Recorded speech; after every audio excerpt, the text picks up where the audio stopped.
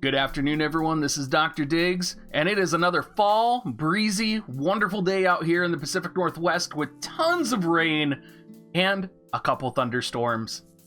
Today, we're going to be talking about everything that's coming out over the next month and a half, what you should be preparing for, what you need to know, and most importantly, whether or not we are getting a Halloween unit.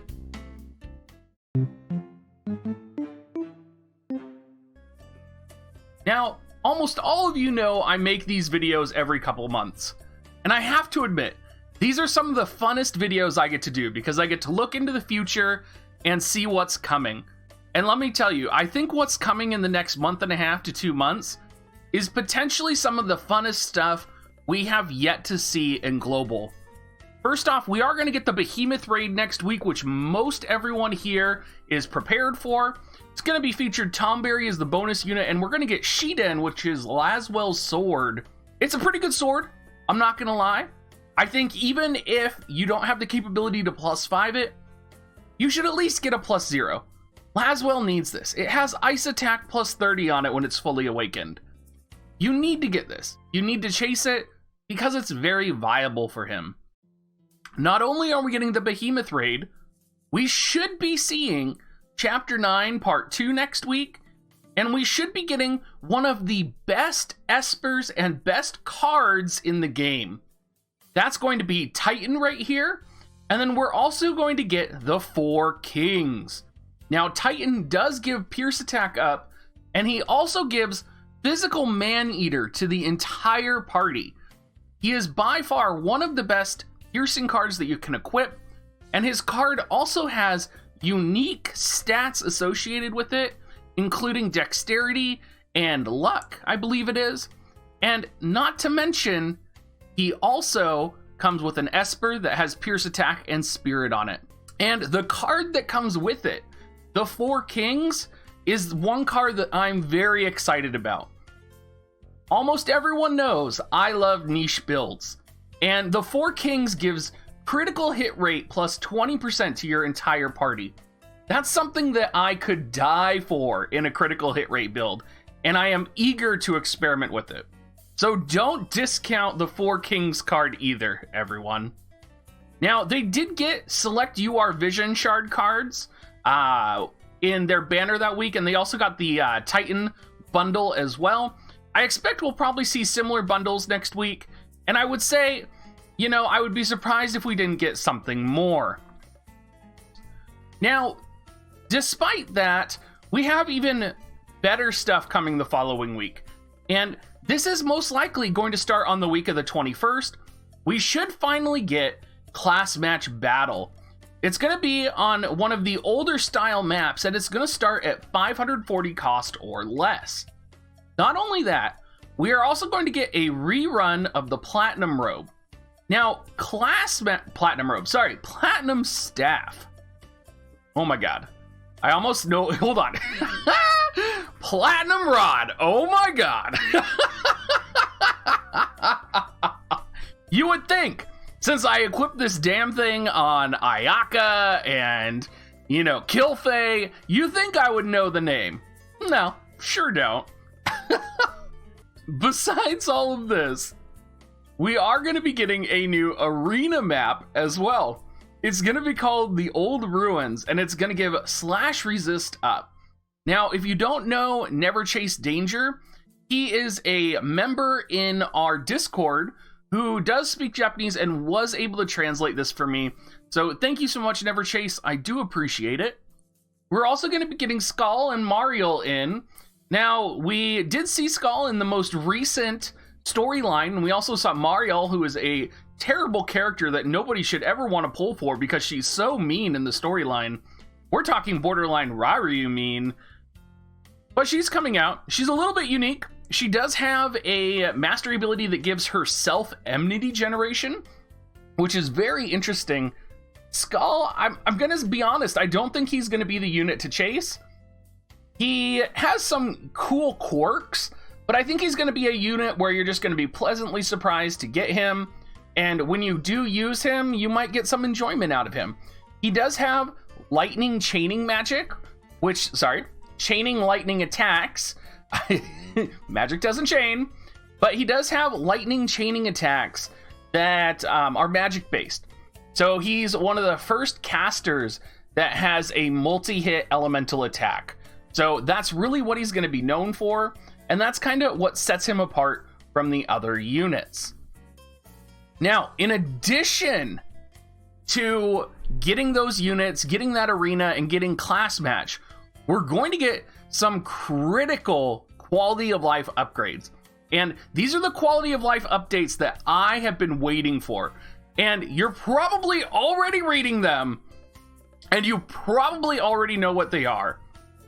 Horizontal jump, energy buster, etc. are all going to be activated and will not be used unless they're actually going to land on the opponent. Dragoons are coming, baby. I'm like, I had a full Pierce team ready, and I was just a couple weeks too early. So I do expect that we will be getting this quality of life. Another quality of life I'm really excited for is the additional of hard quest lists. Now, this is going to give you a very cool list, as you can see in front of you, that is spot on for you to farm your hard quests.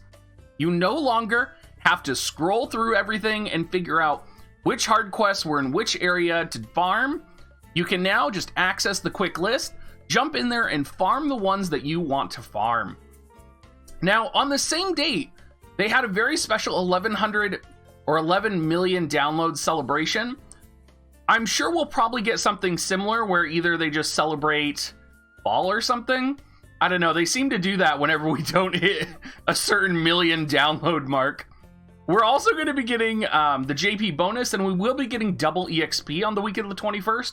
So make sure to look forward to that. Now, the week of 10/28 or 11/4 is very interesting.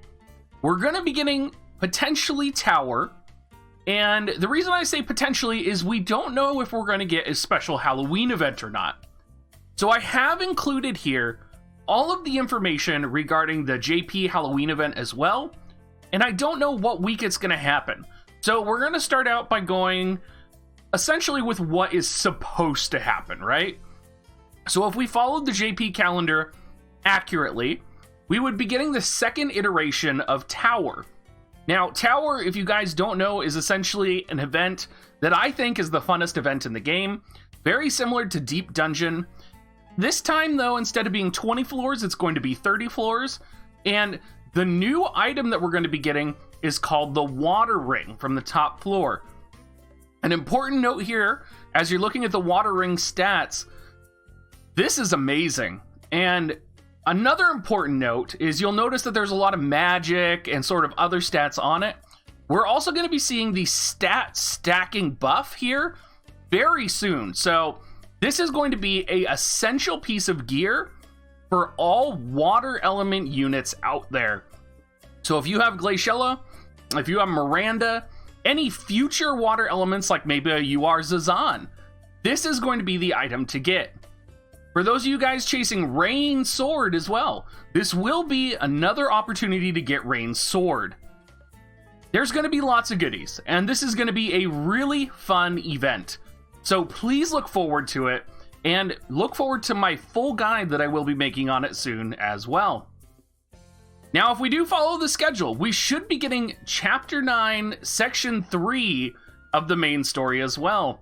It does have my boy Gilgamesh on there, so hopefully we're going to get some quite quality story content. And in addition to all of this, we are going to be getting 2 new cards. We're going to be getting the False Mask, which is a very interesting card, I have to say. It gives the individual unit Maneater, and it gives shooting resistance to the entire party. Now, this is no doubt because they know, or the developers knew, that what was going to be coming next was Bikini Lilith, right? So we are going to see a slight shift towards Bikini Lilith again. Maybe she's coming out in Global, we don't know. But I do think we'll see maybe a shift towards that range defenseness. Now, Bloody Moon is an MR card and an MR Esper, and if there's a case to be made for no Halloween special unit in Global, right?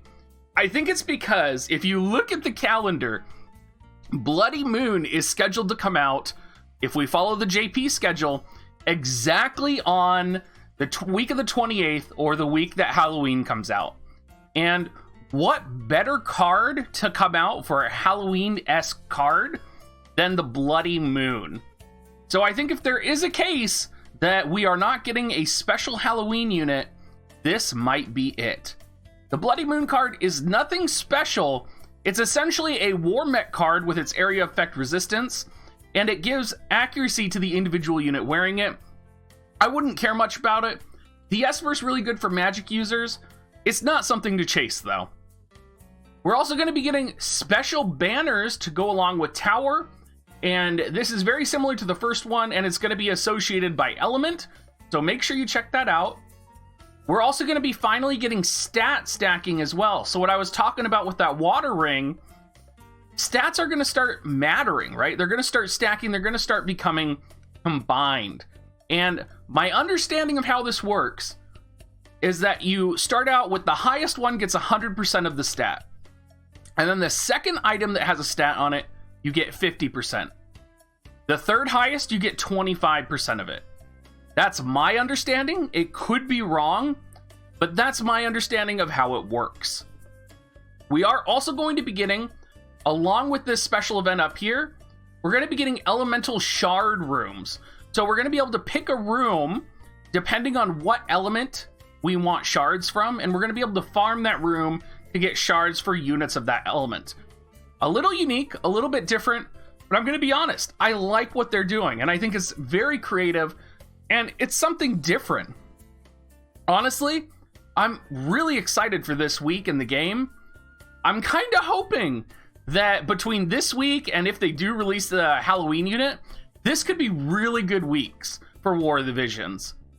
And all of this really depends as well on if they release the Halloween Little Leela. And we have no idea if they're going to release her in Global at all. They've hyped her up for JP, which makes me think we're probably not going to get her in Global.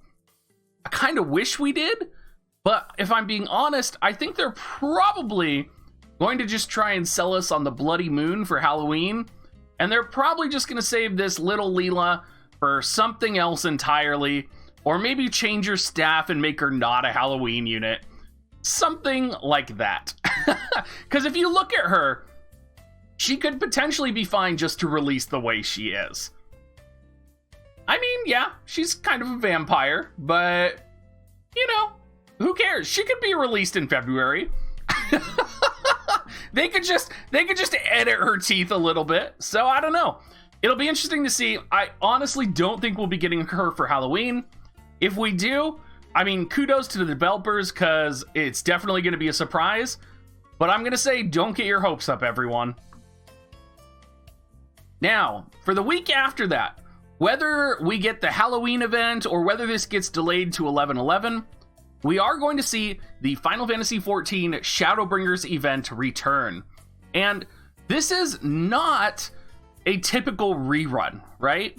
This is almost like Shadowbringers Part 2 in a way, because there is going to be some AI adjustments, and there's also going to be some new gear.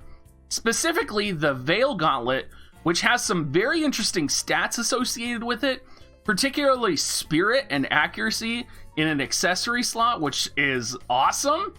And I could see this with the new stat stacking ability being absolutely wonderful for a variety of units. And that's just me, but maybe, you know, maybe you're going to want to farm a couple of these. And if you're a new player, farming the Lionheart is going to be absolutely fantastic for you. It's very similar to Golden Blade, where it's an easier weapon to craft that is very powerful. You're also going to be able to max out Ishtola, and you're going to be able to max out Thancred as well, and Thancred should be getting his secondary mastery ability. We're also going to be getting, on the same week, according to JP, Howlet and Shell, along with Bikini Lilith. This is so crazy to me that they released all of this in the same week in JP. Literally the Final Fantasy XIV rerun, Howlet and Shell, and Bikini Lilith. It's crazy to me that they released all of this in a single week. I don't think we're going to get Bikini Lilith. I honestly don't. And I wouldn't be surprised if they decide to split this up a little bit.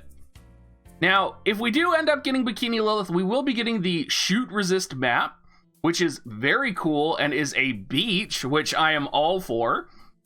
We'll also, if we get Howlet, get the farming event for Lohengrin, which is a very cool sword that, let's be honest, is pretty much made for Spellblades. Has the standard slash attack up, but it has very high magic on it. And it's arguably the best weapon for Spellblades. So I would definitely take a look at that, and I would definitely plan to check that out. Thank you so much, everyone, for watching the video today. I do appreciate all of your guys' support. Do remember that you can always support me by using my affiliate link, dig.gs/coins, if you are looking to purchase Amazon coins to purchase Visior for the game. Or, you know, you can always come by and hang out in our Discord at dig.gs/discord. And always leave a comment in the YouTube section and come check out our Twitch as well. Thank you so much, everyone, and have a great rest of your day.